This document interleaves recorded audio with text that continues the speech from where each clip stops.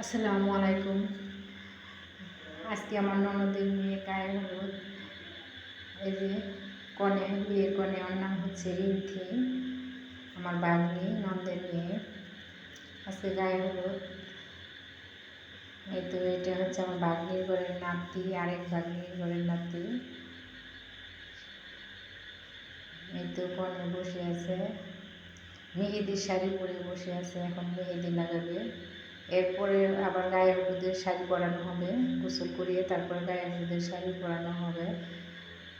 ওদের বাড়ির, ওদের এলাকার নিয়ম হচ্ছে এরকম, প্রথমে মেহেদির শাড়ি পরায়, তারপরে আবার গায়ে হলুদের শাড়ি পরায়।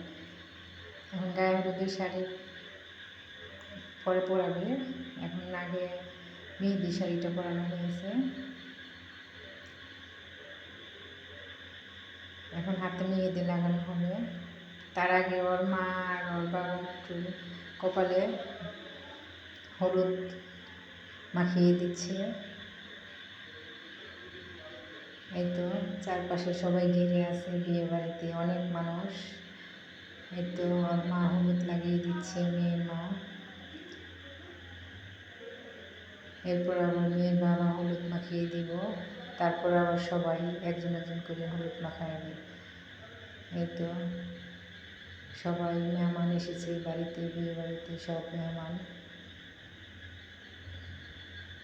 বাড়ি ভর্তি মেহমান, আত্মীয় স্বজন যেখানে যা আছে সবাই এসেছে।